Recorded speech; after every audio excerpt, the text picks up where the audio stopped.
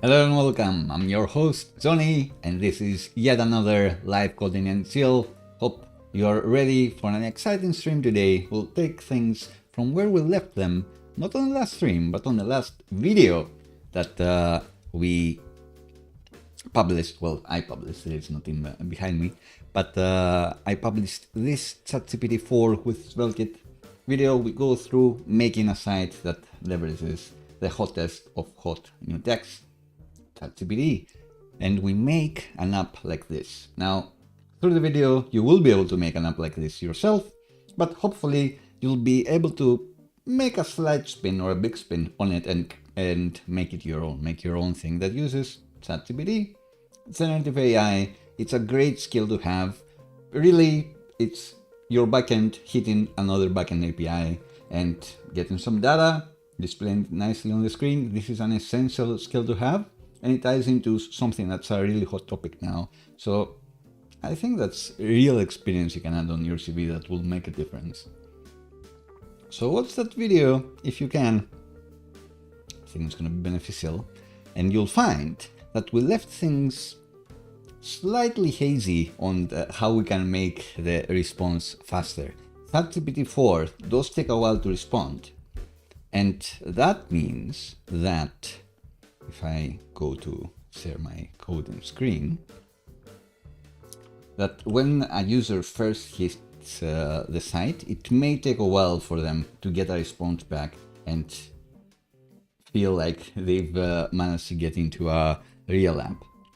So I'll open a new window here, Chrome, and let's say Arena here. So you share this link. And when they're like, is this app working or not? What is this? They've already taken a chance to click the link that you sent on like WhatsApp or wherever. And they're like, is it worth going in here instead of watching more Netflix or whatever? And then it starts loading and they bounce. They're like, forget this. This doesn't seem to be working. I'll check it out. Never. So what can we do to get a response faster there? What can we do so there is some visual indication that they made it to the correct site, it's gonna work, keep them engaged until they get to the payoff, which is a punny greeting like this.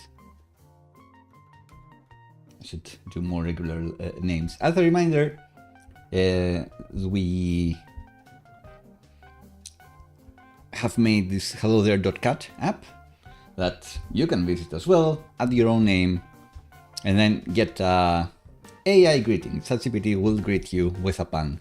It will pretend that it's me, so it's gonna flavor its response to have to do with like code or beach volleyball or some other of my interests, and take into account that I am a principal software engineer and have some knowledge on the subject of coding, I suppose. And it has to make a pun on your name. Sometimes they're good puns, sometimes they're bad puns. But in any case, it's always fun. And we have extended it further in the video as a demo, where first we do try to hit our database and see if we've got a response stored. So in this case, this app is hidden Redis and it is super fast. But if you don't want to do that, what can you do? You can do response streaming, which is going to be the subject of the day. We'll go deeper into that. That's something we didn't extensively cover in the video. I mentioned that you can deploy on the edge and you can stream and have this run forever, but didn't really look into how we can actually do it. And we will do that now. Maybe worth noting that I did submit this app on the Svelte hackathon as well. The app itself is nothing groundbreaking. I've seen some great projects there shared that are more deserving winners for prizes for sure. But I do think the video is awesome. It's going to be helpful to people, not the people that have participated in the hackathon necessarily, because it's a lot of SvelteKit fundamentals and web dev fundamentals that we go through. But people that want to get into SvelteKit, Svelte web development, I think the video is really, really good, if I may say so myself. So let's get to coding. All I need to do is start my timer. I'll say hi to the chat again. Hope you're having a lovely Friday and looking forward to a great weekend and a great stream. Take a sip of coffee. And we'll get to it.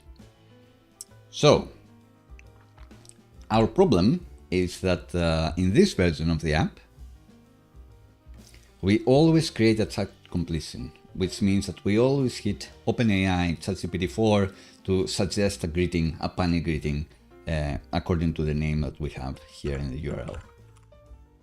And when you serve that URL and people hit it, it may take a while to load, and that's not good, that's not fun. And that's what we'll try to resolve by streaming a response back. There are two levels on this. The first one is, let's just make it stream. So if you pop your name in the chat, I will add your name here, but for now, I'll just use my own name. Maybe for vanity sake. Don't need deep in the code. What a thing. I have also considered telling the ChatGPT that it shouldn't use these type of smileys, like Markdown, GitHub flavored Markdown enhanced smileys. It should just get on and use a real smiley. In any case, I'll refresh now and you'll see the spinner here. I'll tell you that it's loading. It takes like 5 seconds usually, thereabouts, maybe longer, which is not great. And eventually it gets back with a response. This one is probably a nicer response, and that's what we want to avoid. We want to return a response as soon as possible.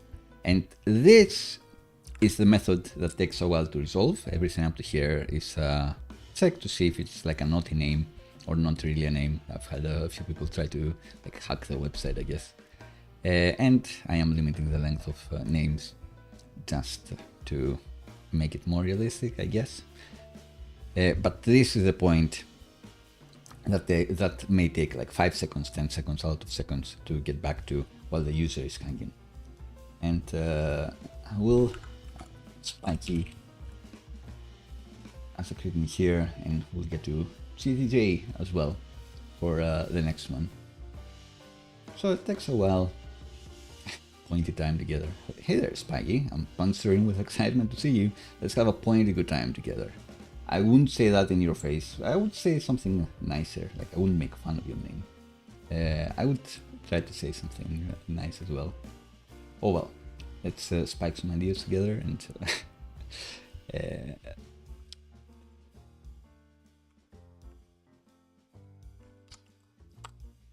all right. So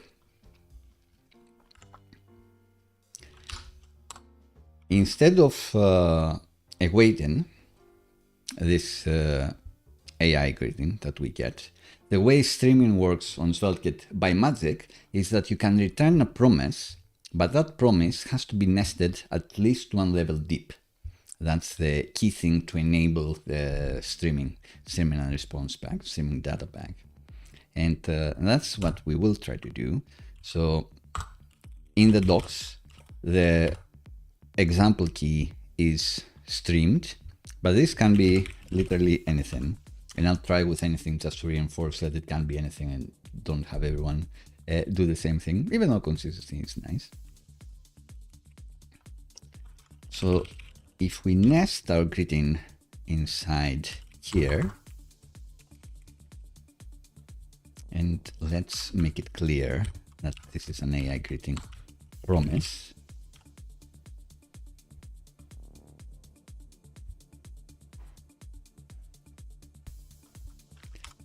And we won't be returning a greeting back, just nested one level deep. And this has to be a promise for this to work. Or I guess let's keep things as they were. So this takes a while to get back. And let's first see if we nest it one level deep.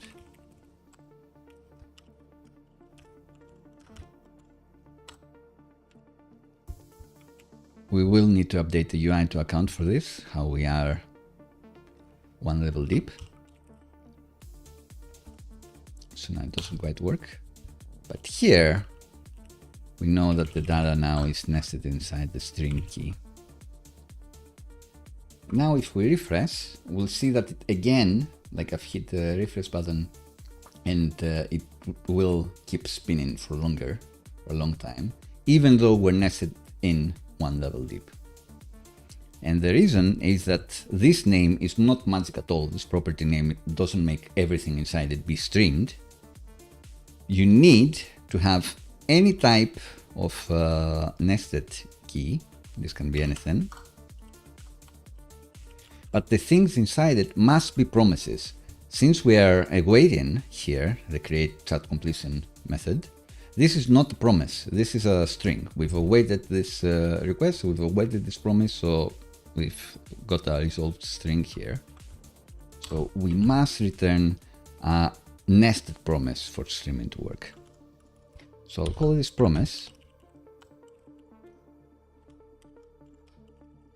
Yeah, greeting promise. And interestingly, I won't be able to parse the markdown there for now, but just to see what we got, I will save this, and then there is an error because, first of all, there is no string key, there is an anything key.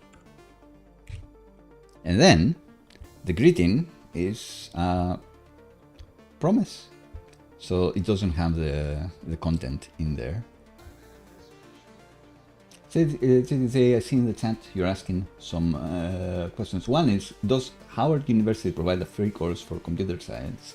I think so, and MIT as well. I know has some like free modules that you can have online. So take a look at that. And what's the difference between GitHub using and C++? GitHub is is the most popular version control platform. You can host your Git code there and can offer many other things as well. C++ is either C or C++. Both of those are programming languages that, well, I won't say how widely they are used today, but they are some of the OG programming languages. C first, and then C++, which was much more readable and usable for us mere humans. But I don't know about these interview questions. So let's get back to the code. So this is now a promise. How do you handle promises in SvelteLand? I believe, well, I'll go to the example just to look at the magic Svelte syntax, because you need to do the magic await and then. So much like we have magic ifs and stuff, we have a magic await, like what I saw with that thing. You're welcome.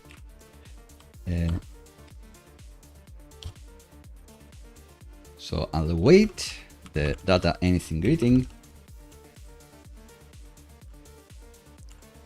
Then I think I can name this anything, so I'll name this greeting.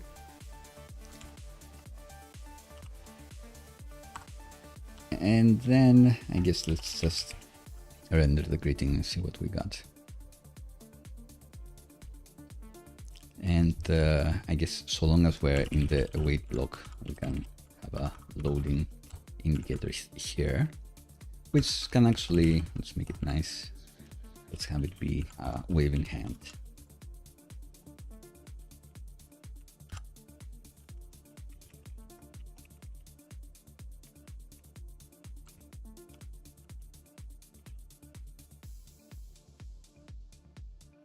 All right, so let's try today.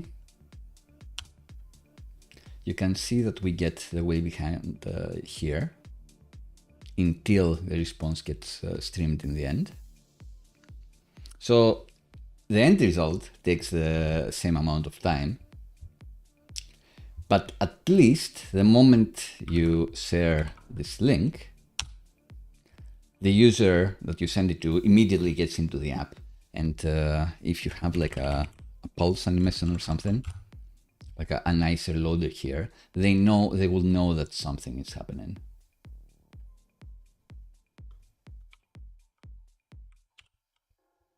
Effie, great. Hello in the chat. Thanks for the compliment that I teach a lot, that you've learned a lot from me. That's amazing. So let's try it again in yet another tab. If we try to create a fee grade, you'll see that immediately they'll be opening and seeing this pulsing animation, which usually indicates we've been trained to know that something is happening, the app is not broken, something is loaded. And then they'll get the response back. So the fastness of the initial response will make it more likely that they stick around until seeing this. But of course, you can have a more fun loader for them to look at until they get the actual response. That will make it more likely that they'll get in there. But you'll see that we've broken Markdown support. And that's because, of course, that we are not using our Markdown parser here. Markdown parser is always best to run it on the server just to ensure that nothing naughty makes it to the client as well, I would say. And how would we do that if we cannot await this and then run it through the marked method to get HTML from Markdown? The answer is good old callback hell JavaScript. So in here we can nest a then,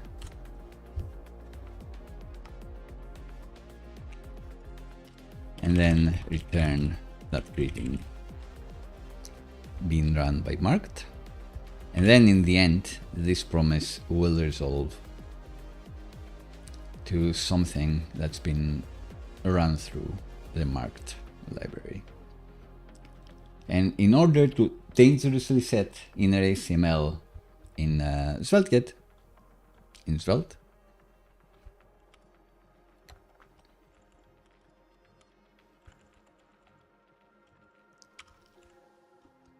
we have curlies at HTML and then whatever you got. So if we go back to Spiky, we should be able to get a nice response back.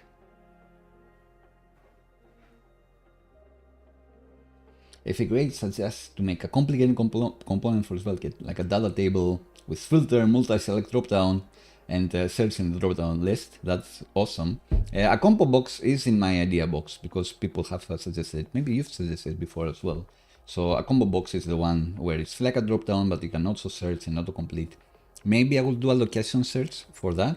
And if we do that episode or video, then we can take it further and have it be like a filter for a table or something like that. But it is something people want and you use on real websites all the time, so I would love to cover it. So Markdown supported now, all good. All you need to do is nest a bit of JavaScript, and don't be afraid of nesting things, it's not bad.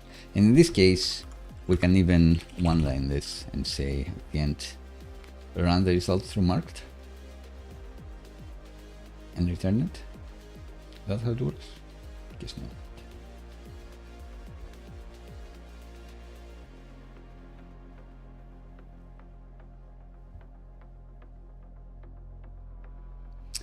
Because it will, this will have like more arguments that we don't want to pass here. Oh well, fair enough. But we can at least one-line the extra brackets, and then it will look like this, which is much nicer.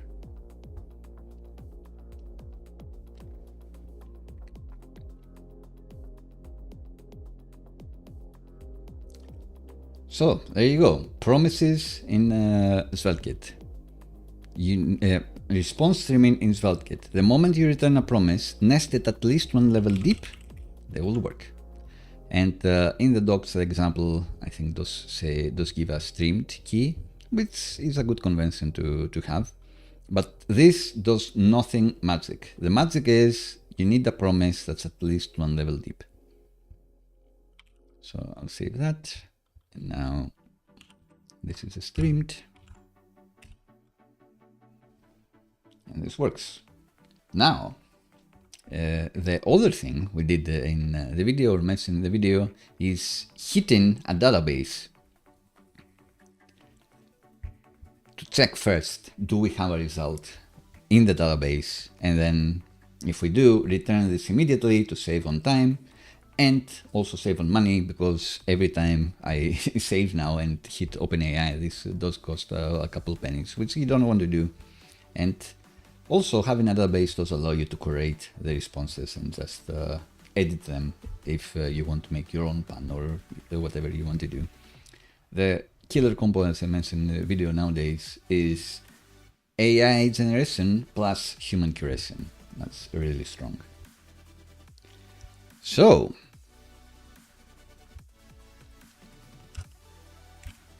what I'm talking about is that we want to set our database to see if we've got a greeting for this name. And in this case, my database is Redis. I'm using the service called Upstas, which essentially sets up a Redis server for you that you can hit over HTTP, which is important because everything I've talked about you can only do in a platform that supports streaming. And for me, and the video that we had, that platform is Vercel's Edge runtime. So on SvelteKit, you can see that we're bringing in specifically the Vercel adapter and deploying to the Edge runtime as well. Edge is a more lightweight runtime than Node and has fewer features than Node.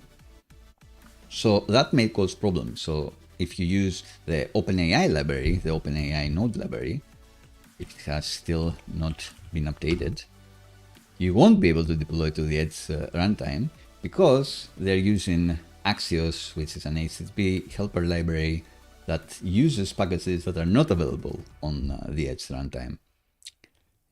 What we needed to do is not use any libraries of our own, but use the fetch that SvelteKit injects here that will work on Edge runtime and stuff. In any case, you need to deploy your app to a platform that supports HTTP streaming responses.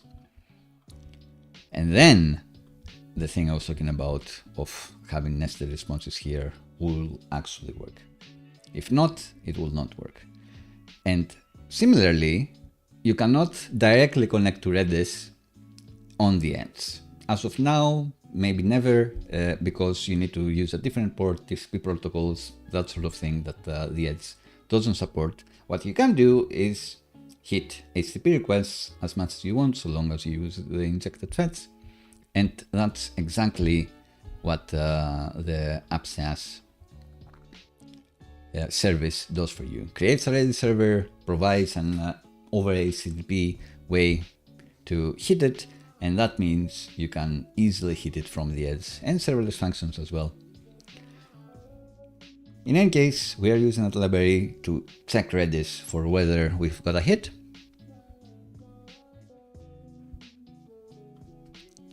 And then, if we have a greeting, we do want to return it. So just for simplicity's sake, we could say that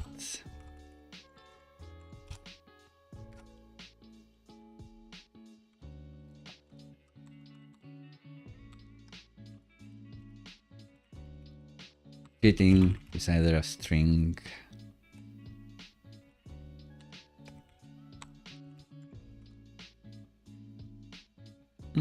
I'll do it in a different way.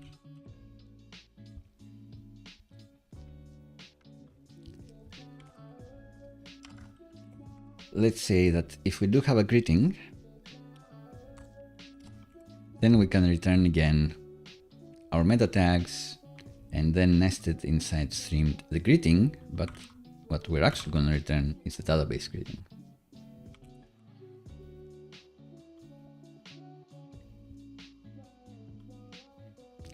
There is no hit for spiky, so it will still take a bit of time. Spiky to success. I do like this. Like this one. But for Johnny, there will be a cast hit, so you can just about see. Oops, I forgot to run it through marked here.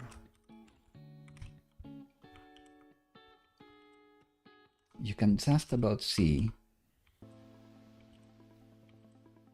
Maybe not. Forgot to do the same thing again. Of nesting this response.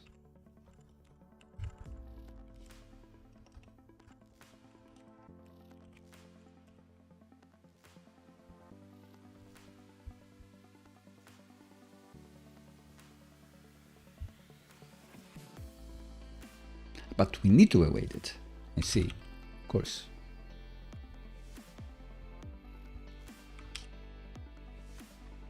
We need to await it anything because this may be null. And let's pretend that our network is a bit throttled. See what happens.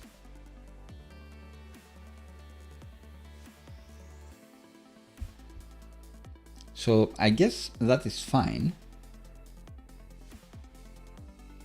If we hit somebody new, like Albert, we go into this case of where we do have an AI greeting promise, hitting OpenAI to get a response back, and then we stream that up. But it is a bit confusing because now we have the stream key here, and this is not a promise. And I wouldn't want to make this like callback hell and then check if DB greeting is actually defined or not. I think that looks fine. We don't get the loader if we make it here. But what we should be doing is setting the greeting to our Redis RDB after it's been successfully resolved.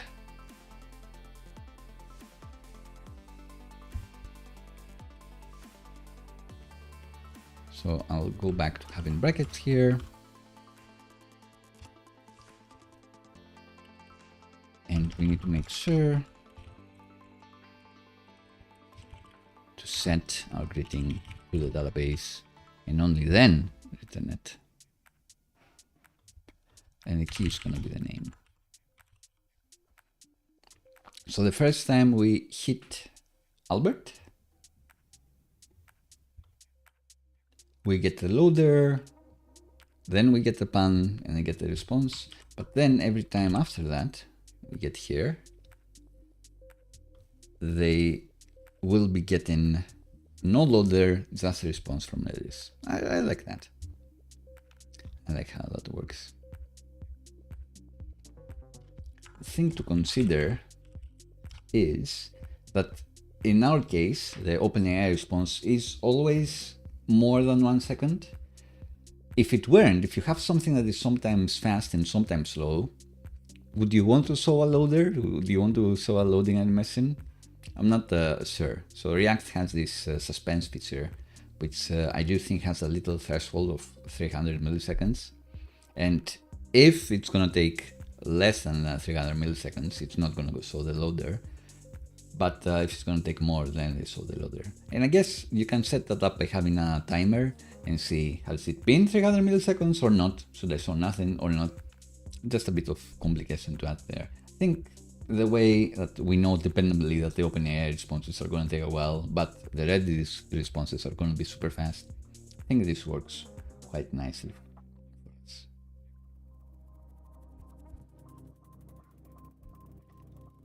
So I think that about covers most of the things. I talked about how deploying on the edge can have problems because some libraries you may be using may be trying to use node features that don't exist on the edge, but you can always take matters into your own hands. Everything, you can find a way to hit it over HTTP nowadays, even Redis. So we'll make it. And now I talked about the skeleton loading stuff. And the last thing we'll try today, and if we succeed, we may try to do a nice animation, some nice CSS, is return a streaming response itself. So the OpenAI API does have this parameter we can pass, which will make it return a stream back.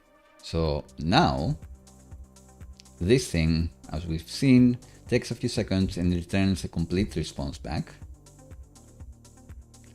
My question is, if we do pass the stream flag, will it correctly be able to pass the stream to the front end, and then the front end can start with like the first few characters and keep adding on to them? I don't know if that works. I do know that you can have SvelteKit return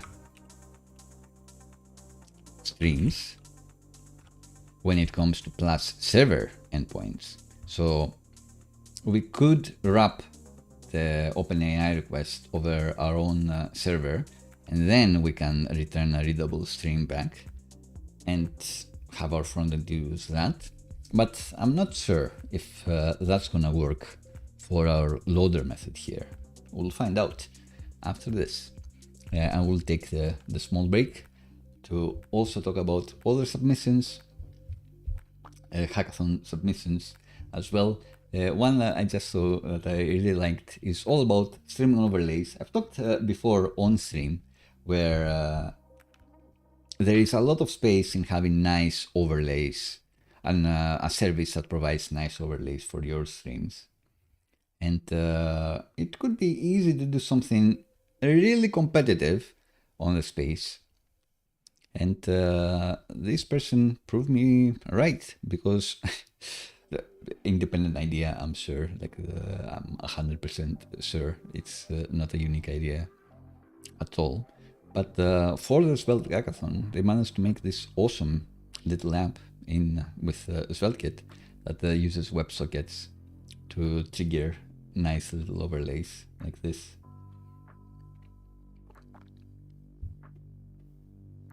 There should be a link in the description on that if you want to check it out. No affiliations whatsoever. As always, I just found this tool cool, and I should be able to even run the overlays over with my phone, having that link on my phone. So welcome to live coding in CL.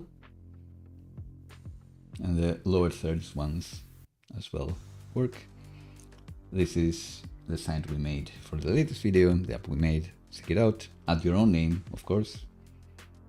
And I did submit to the Svelte hackathon, not to win, but why not? More eyes on the video, always good. The more people learn SvelteKit and web dev and working with AI, the more excited I am. I want more brilliant minds to be in engineering, because, you know, that's where I am. I want a company. Not that I'm brilliant, but I am there and I want company. So yeah, that's pretty sweet. I will stop playing with it though. This is the app I was talking about, quite cool. Should start it for sure. And now, up to the thing that I'm really not sure if it's gonna work or not. Up to seeing what happens if we return a stream here. So I guess we won't need the promise.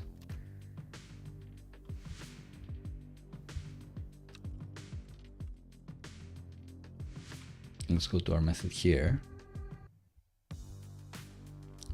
And our model is GPT, that's for, like always, our messages is a system message that tells ChatGPT to pretend that they're me.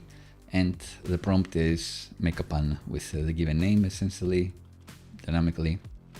Now, we want to add the stream. Is it stream?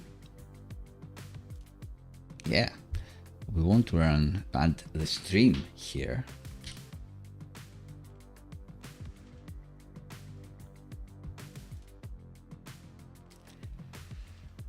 And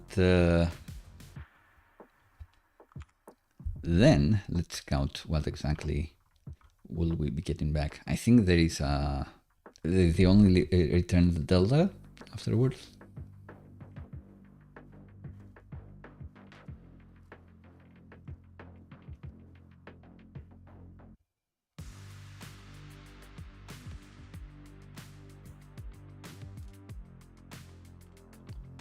So yeah, there is a delta key in there.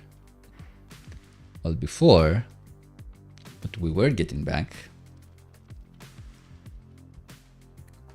was a choices methods content. Now there is a choices delta content.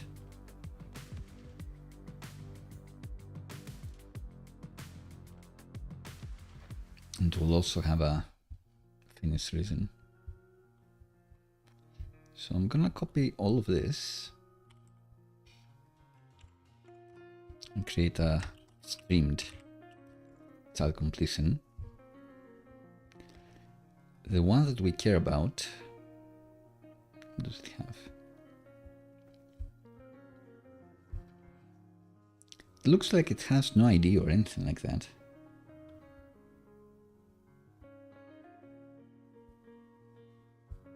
Its chunk has choices, does have an index and a finish reason.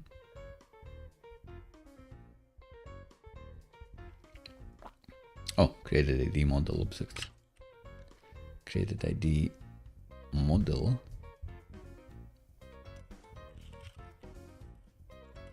These are still there. Just nested a bit further down, so I didn't notice them. But instead of methods, they have delta.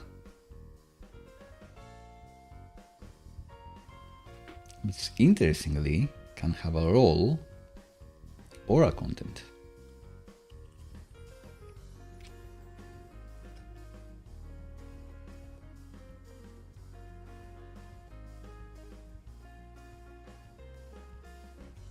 So we can make another type card.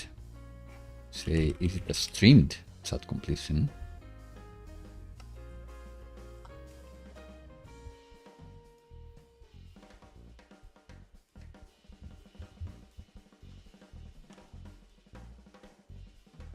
Maybe streaming chat completion.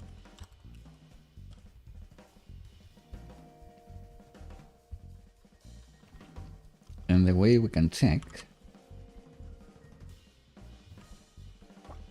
will be, does it have a delta?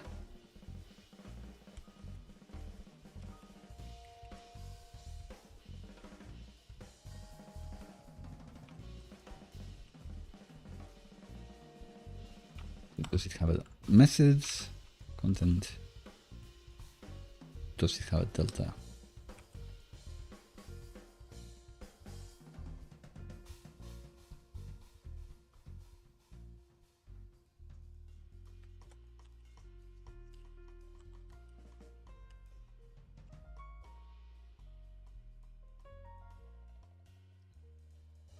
However, in this case, I guess I'll just replace this.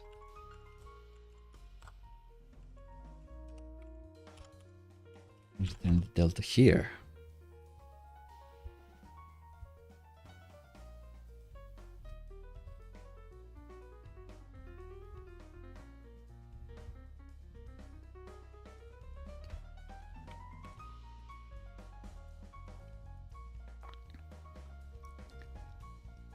So now, I wonder, will the first thing we get back be an event stream, or will it be this? I'm not sure actually. So maybe we should just log it out and see what we get. Like, is it even JSON? I guess not. It's gonna be a streaming response. Can we even do this?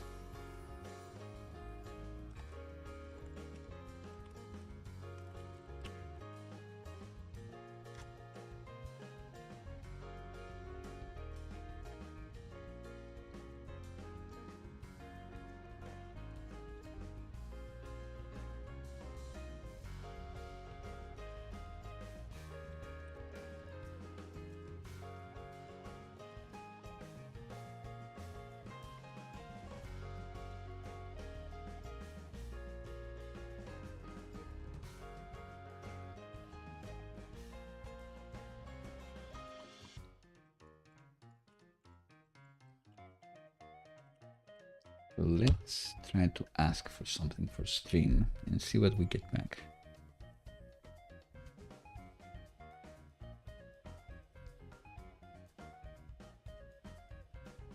Alright, so we didn't get JSON back. I wouldn't think. I think this failed.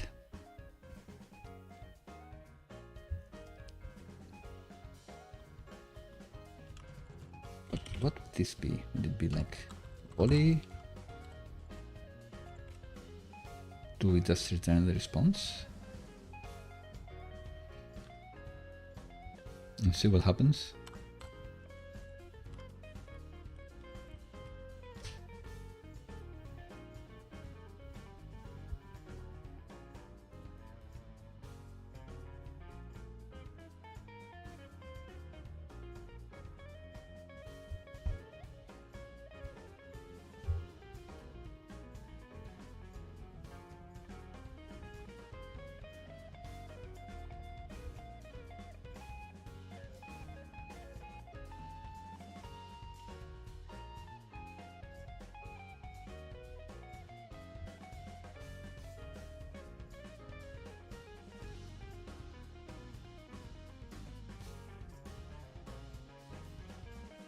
What am I thinking here? I am thinking that I cannot map it afterwards or do anything like that.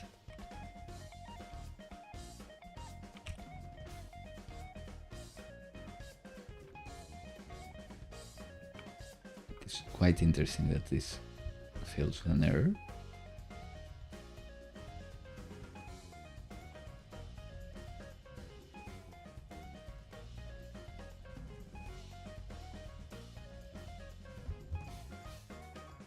May need to go here to our abstinence Redis and clean the DB. Apologies if you see something naughty. Some naughty people have been going here. I've been adding some naughty names.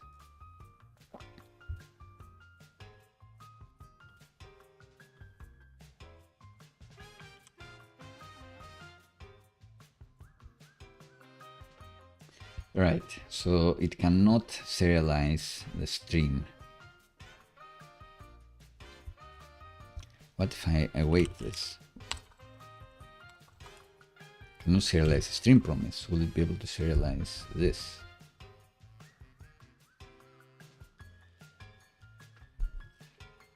It cannot be stringified, which is unfortunate. So I guess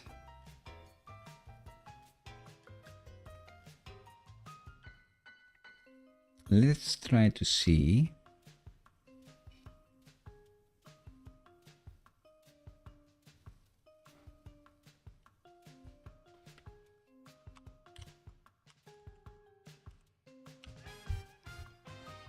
we'll try to check. We'll be hitting only this, only RTB to get the greeting. Just nesting top level again.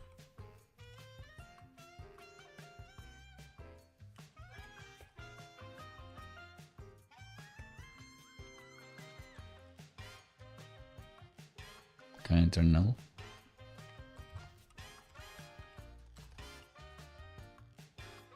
And we won't be doing any of that. Let's go back to the front end. This will never be a promise, so we are back. Just using the data grading here. But we can have an if. Only if there is a response here. Let's render something. Skip this. Else, we'll try to do something clever, I guess.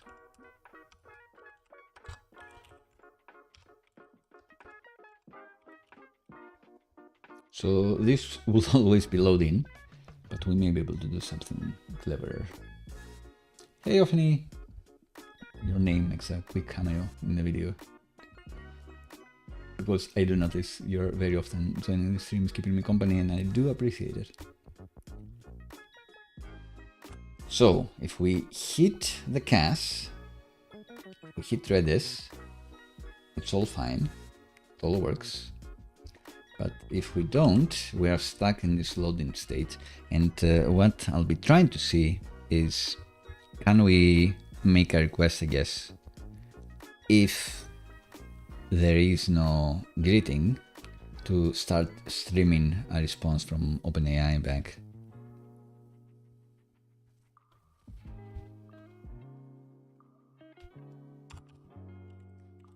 And I guess we'd be doing this on mount.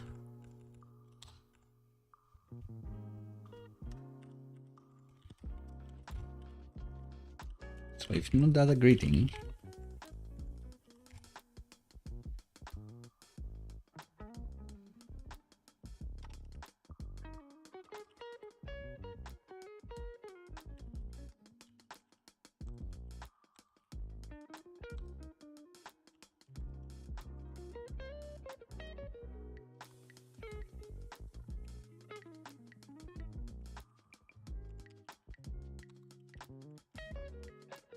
I don't even know what that's gonna be.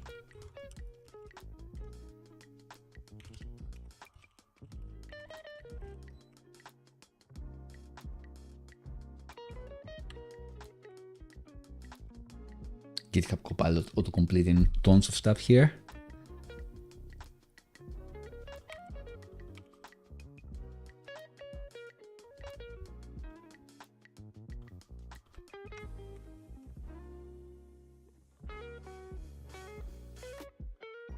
You're welcome, Anthony. I don't think we'll be personalization in the end here. Let's look at our OpenAI example.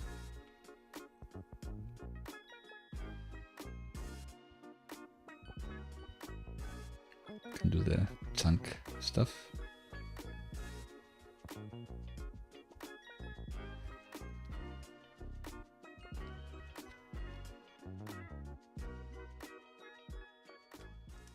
Can we type this as null or response? Maybe.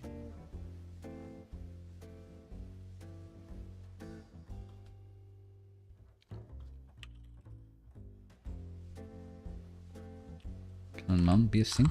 I imagine it can.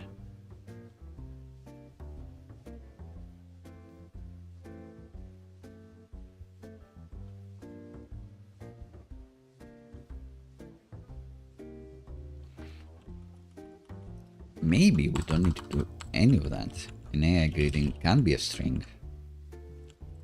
Starts as nothing.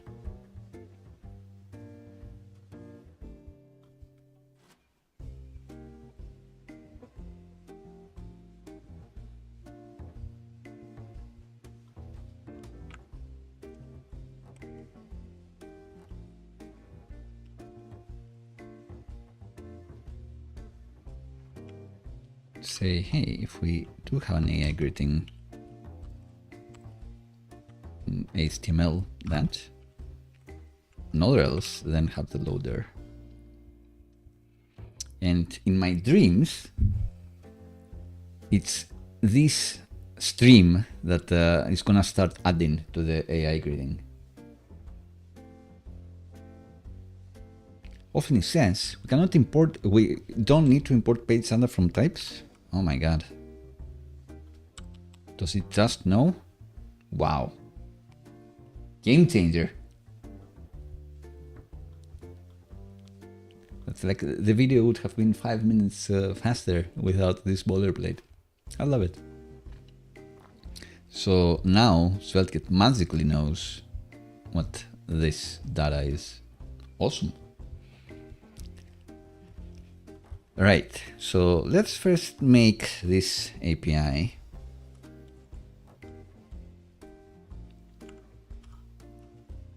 Should we follow the Copilot and actually call the endpoint AI greeting?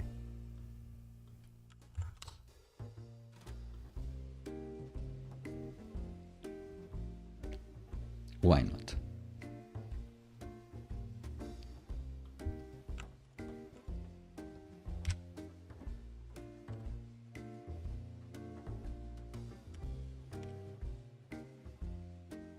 Did it reflect?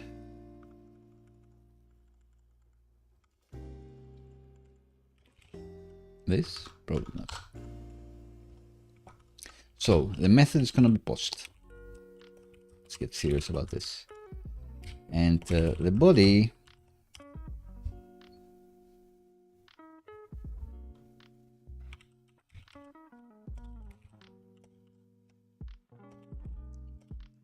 have a name. This on stringify.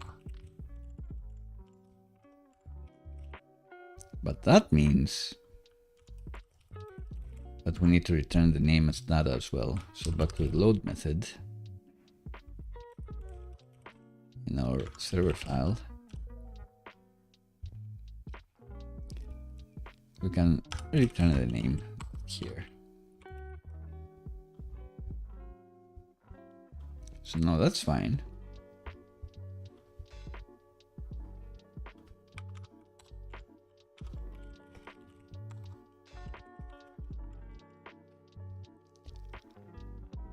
We won't do any of that.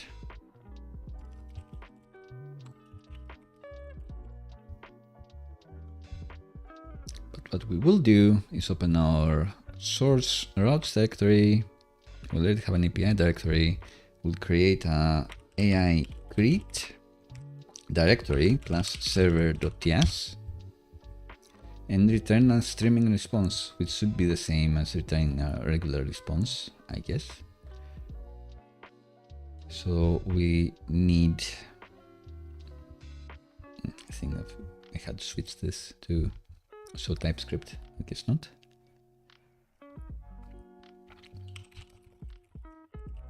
In the post method to handle the post request, this should satisfy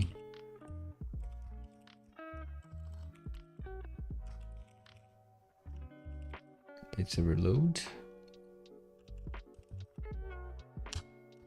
So is that also not needed anymore?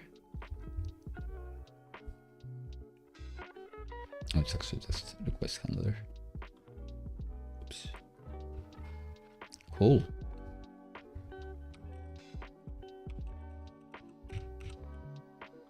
So if I return, like, who knows, like hello world, does it complain? It does not. I guess it is an object, so maybe that's why it doesn't complain.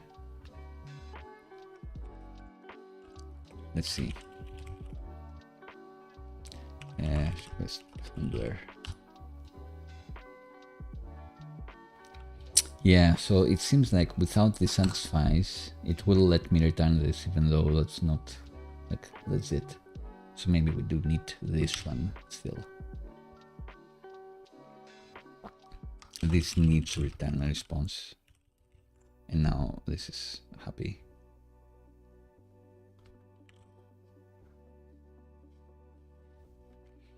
So I think you do need that one.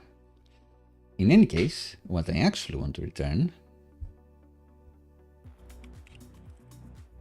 is use the params, which I think you can just get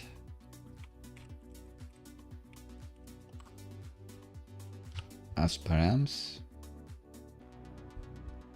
Maybe we'll find out. Params? Yeah.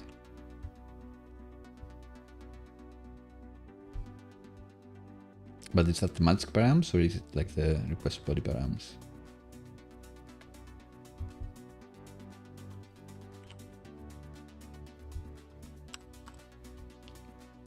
What do I get here?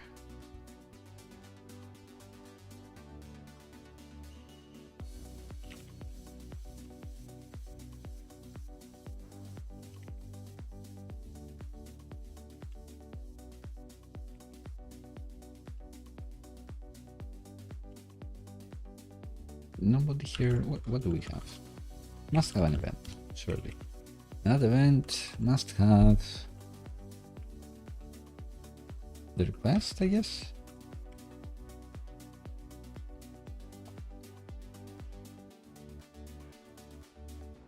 Maybe that's what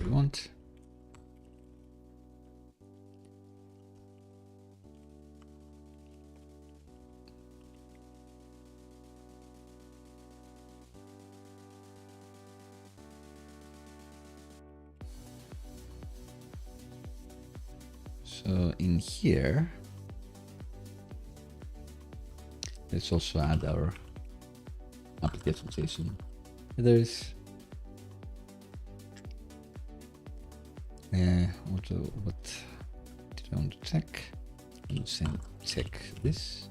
Let's copy the application headers, content type, application headers, application JSON headers.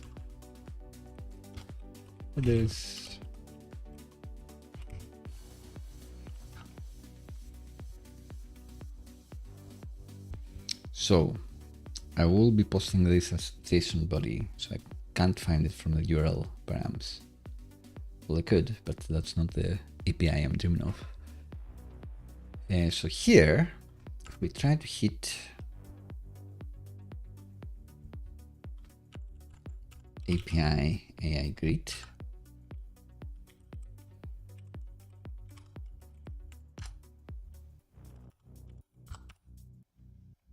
get method not allowed. Great.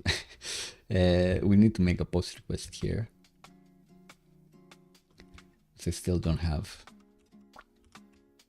postmail or something set, so I cannot do. But what I can always do is open the console and see if we do get a response back.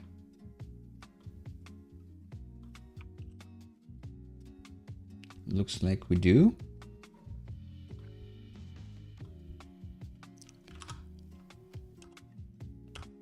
And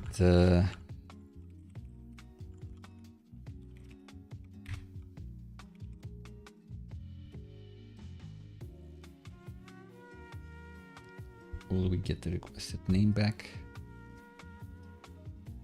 Maybe not.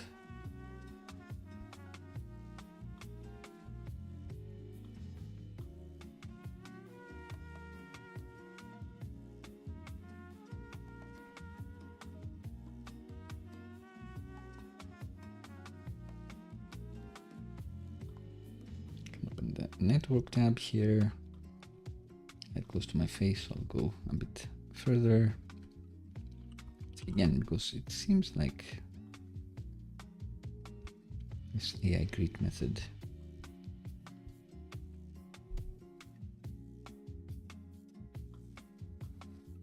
is not getting a response back. Why not?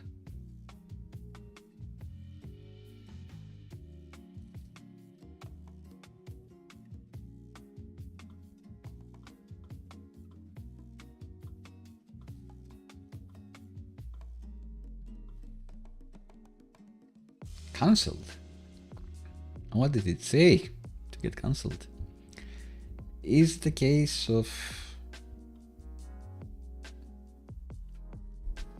needing to use a fetch from somewhere else?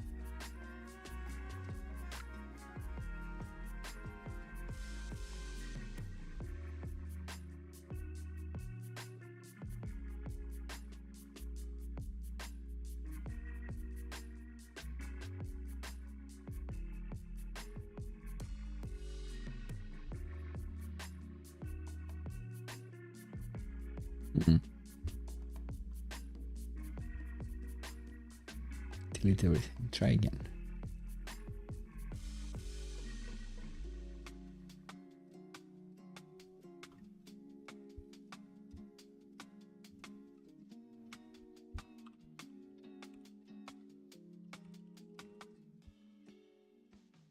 Does this never happen anymore?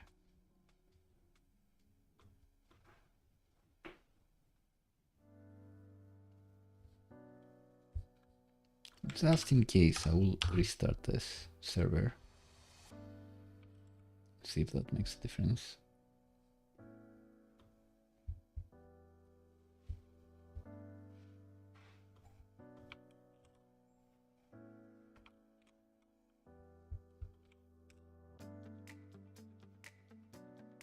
Right, we do get a response back. Have the body here.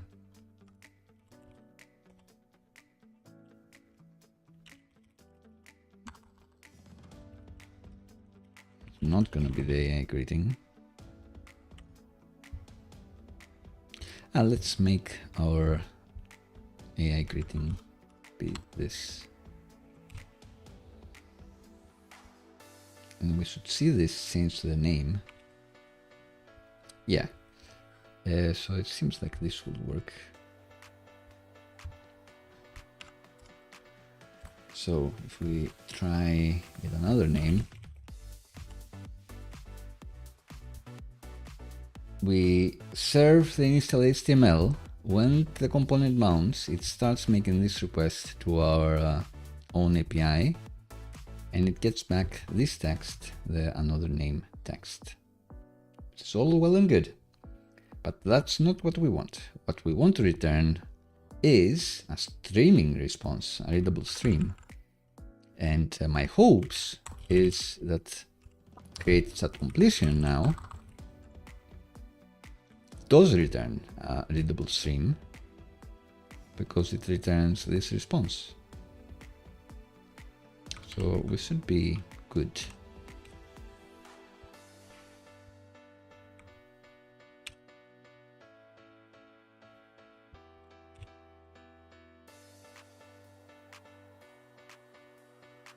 So we got a response back, it was okay.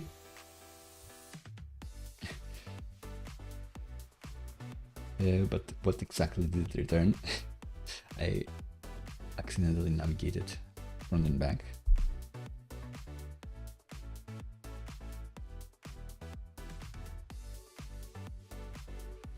And I think I will be able to start a response reader there.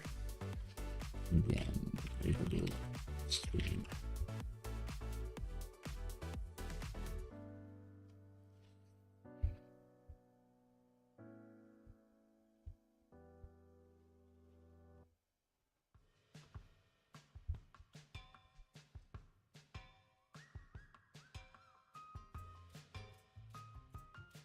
It's the response body.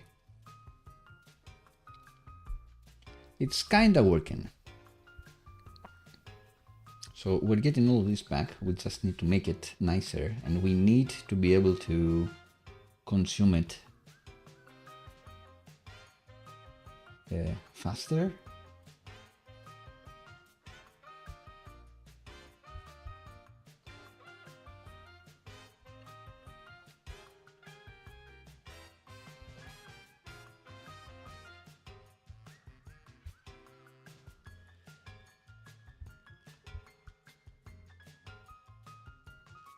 So I don't want to await the response text.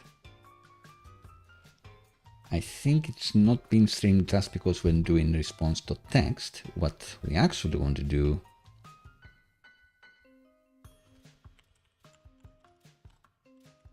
is do something with the body. What we actually want to do with the body is get a reader.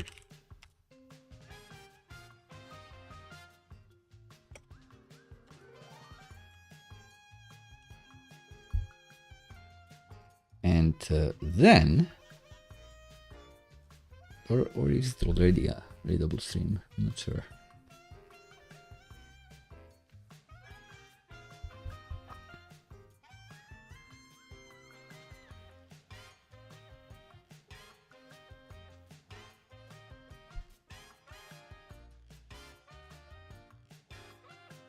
Do we need to do the readable stream stuff before?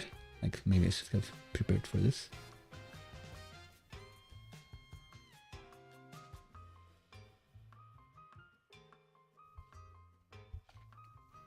I think this is what we want to do on the backend. So let's try again.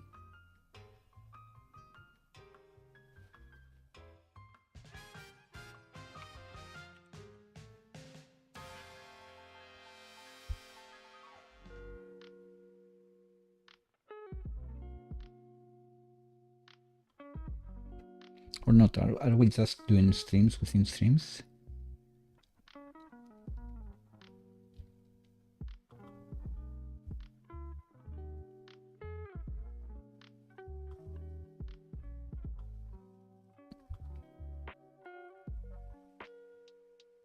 So already have a stream back.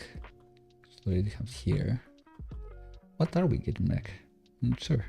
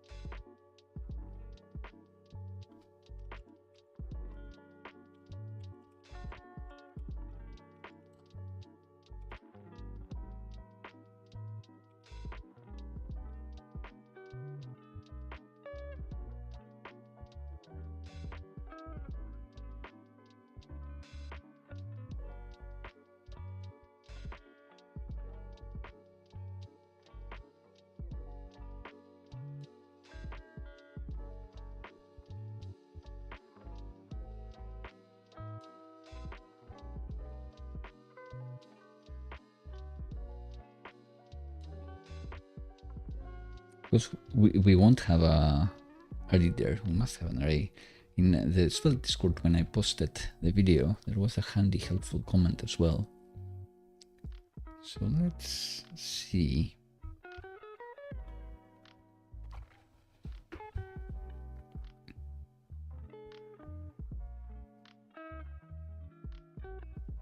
They're doing stuff with reader and all of that.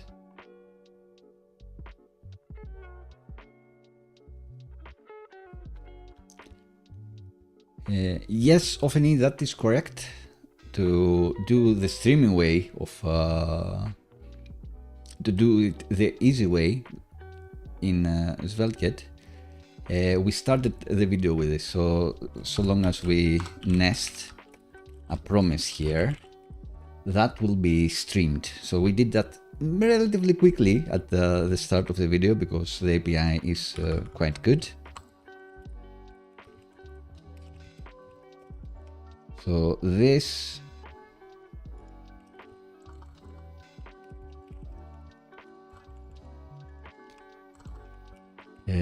is the way that in the docs of SvelteKit they say you can do stream requests, and it works great. It works amazingly. We did do it. Now I'm trying to see how can we work with streams from third-party APIs. So OpenAI can return a stream itself. How can we mix that with SvelteKit? And I'm not sure. The goal is to have it work like ChatGPT does, the demo, the actual ChatGPT app OpenAI has.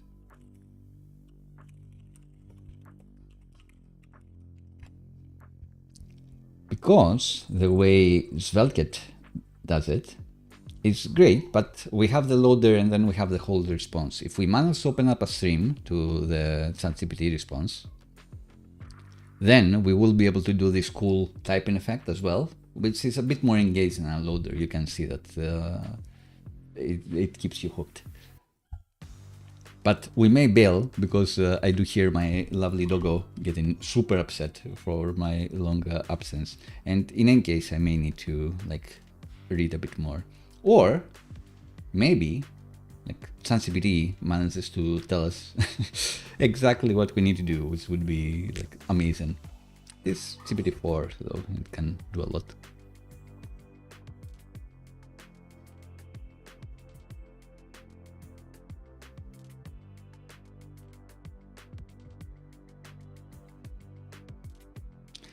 Interesting. I do like that it's doing stuff on mount.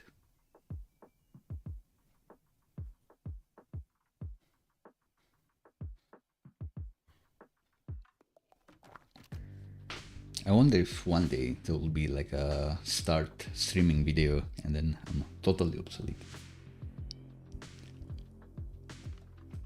Server-send events sounds familiar.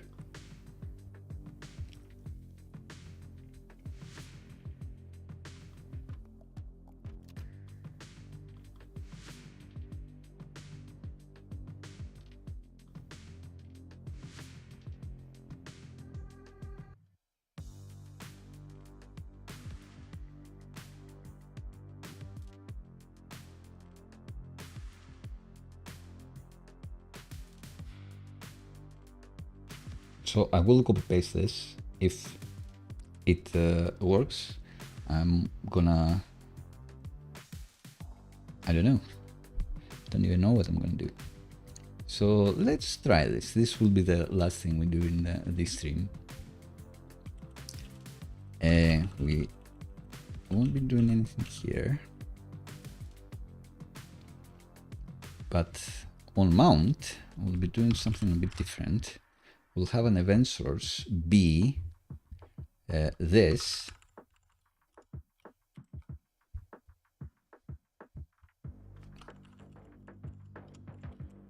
But how do you make this be a post request?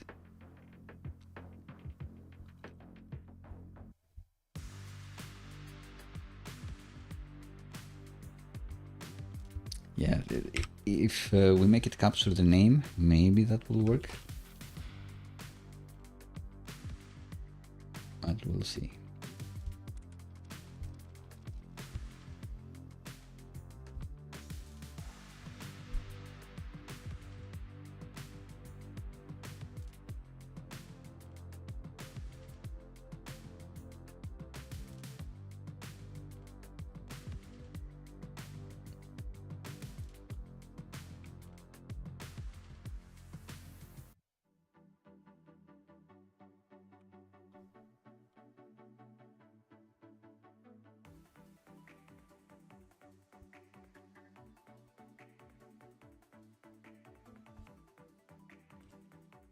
So I do believe what we're doing here should be correct, but I'm not sure. Like, if we manage to send a post here to create chat completion, now since this has the stream true flag and it is just returning the response, I believe this will start tracking servers and events.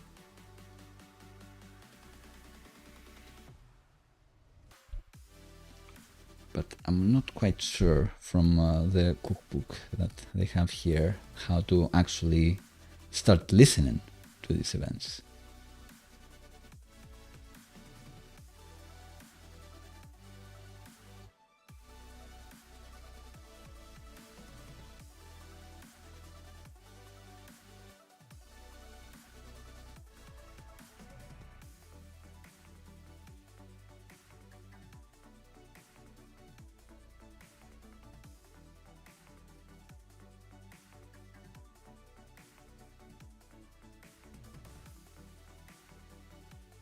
I can only imagine you can't do like for chunk in response. Maybe you can. Let's try that. So undo whatever ChatGPT was doing. Can we do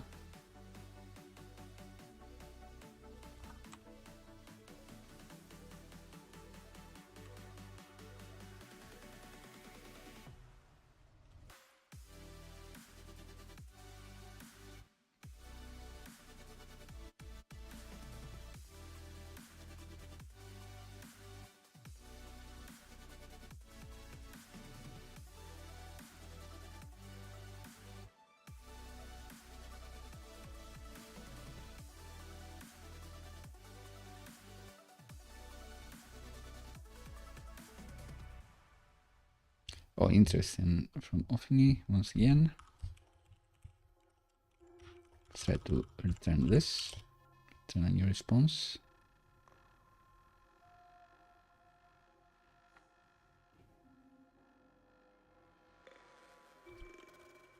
We waited.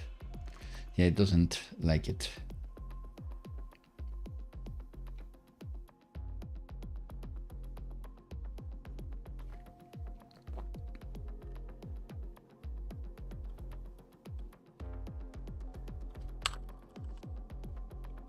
If we just return this, doesn't like it. But could it be that it just doesn't know that this response is a readable stream?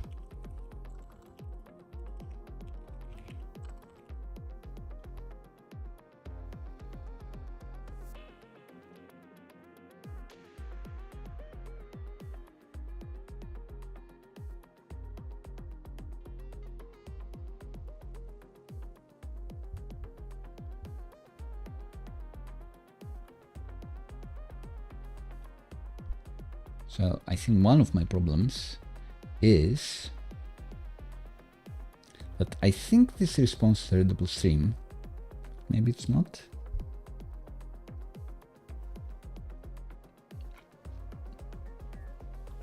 What we get back here should be a readable stream.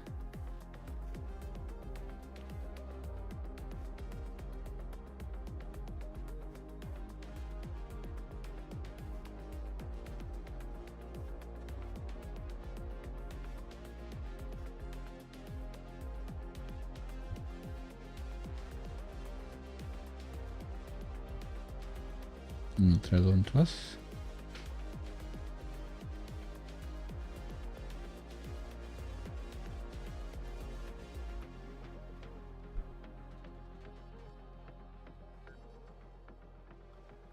I will try to do it this way.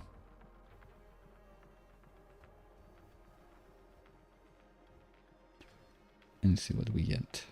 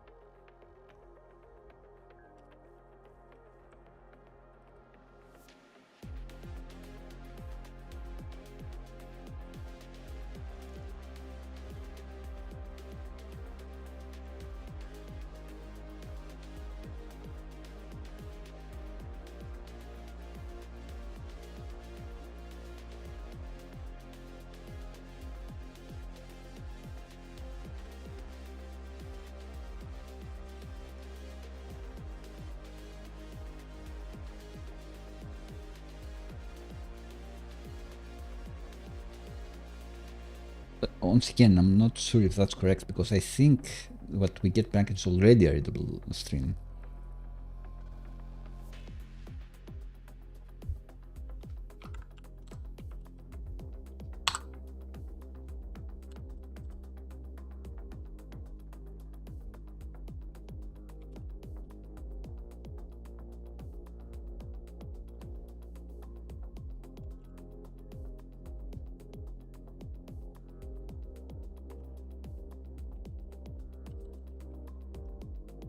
And it is fine if we do return a readable stream here.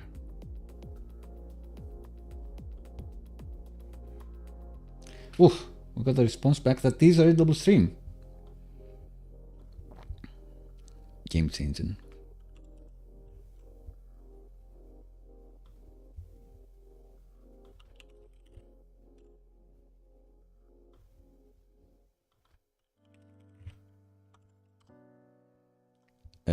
And now will it be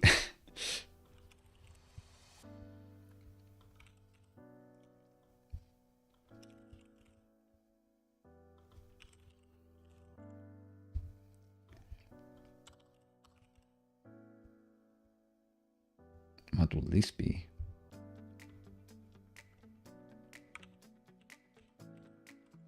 I'm not sure. Let's just do chunk plus equals response body. See what that is in there. If this just works, I'm gonna go mad. Right, it doesn't do anything magic, but this is a stream. What did we look before? Yeah, the body is a readable stream, so all we need is another reader to read it, I imagine. So the same thing again.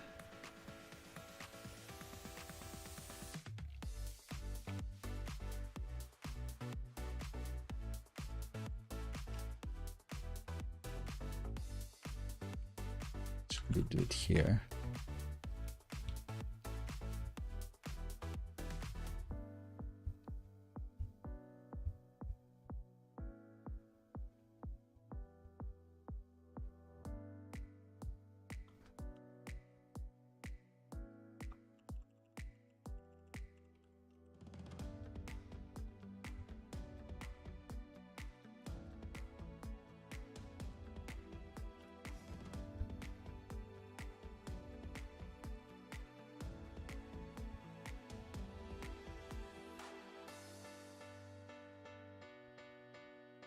Oof, what's the controller gonna be? We don't want that. No controllers. We're not doing a response stream back or anything like that. I think as we're reading this,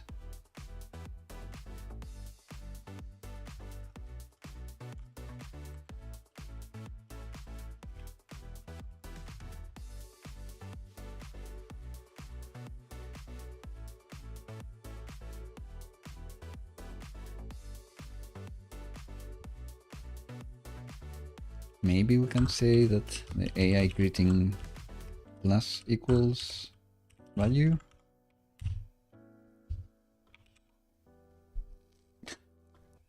The hardest crash ever.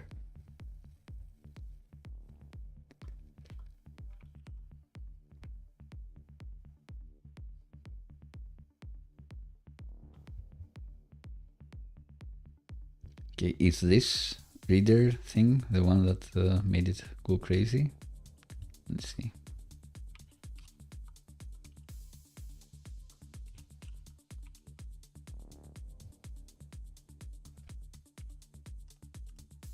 Just the server just died there.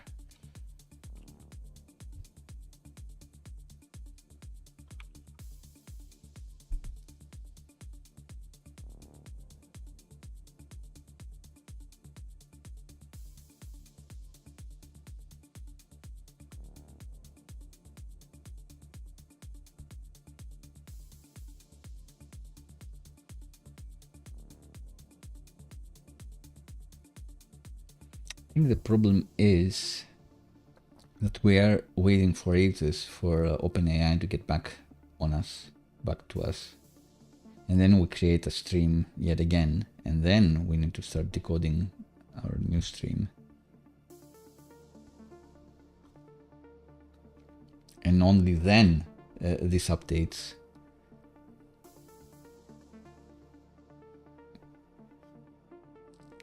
And I guess this is like an array buffer as well, so not great.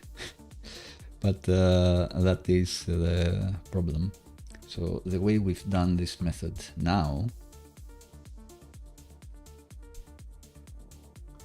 is we await for this to be exhausted, I suppose, and then we do the same thing again on the front end.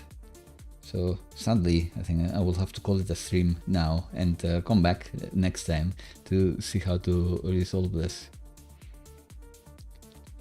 The thing is, OpenAI already is returning a stream now, so there should be a way where we can have our server just return the stream itself, and then we hook into the stream and do something with it, with the data.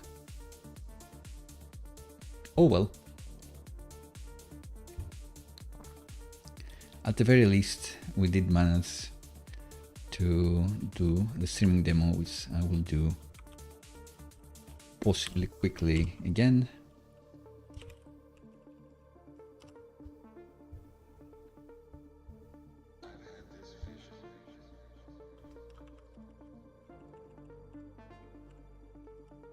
Or maybe not, we did it at the start of the stream, so I think I will just call it a day now.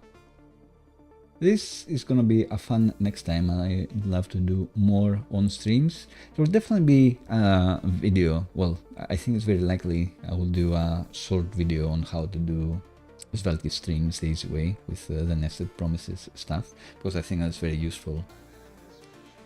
But we'll see if I manage to figure out how to do the pass-through of other readable streams from other APIs, because that would be useful as well, especially on the subject of OpenAI. But yeah, I think that's gonna be about it for the day. Thanks, Pikey, for sticking around. I will do just a small check to see the status of the puppy and give a chance to the chat to ask any more questions until then. So catch you in a bit.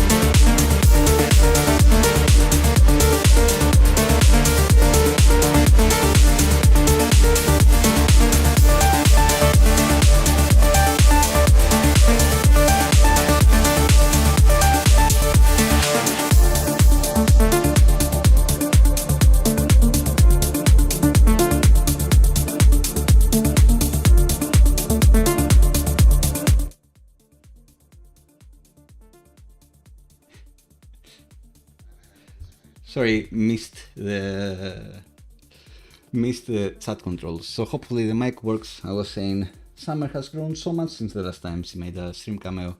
We didn't have success with the Readable Streams, but you do get a puppy in return. Next Friday we will have success with Readable Streams, most likely, or else I don't know. We'll have to suggest something else that would be fun for you to check out. And I will try to do a bonus episode with Next.js until and keep working on my personal site and see what's happening with Next.js, because I love stealing ideas, and everyone loves stealing ideas from other frameworks. That's why SvelteKit is so good nowadays. That's why Next.js is so good nowadays. That's why Remix is really good as well. Every good idea gets shared and expanded upon, and we have awesome episodes. So again, thanks a bunch for everyone watching and especially participating in the chat. It's been a pleasure to be with you, and I'll catch you definitely next Friday, maybe even next Tuesday, I suppose. We'll see. Thanks again, and bye.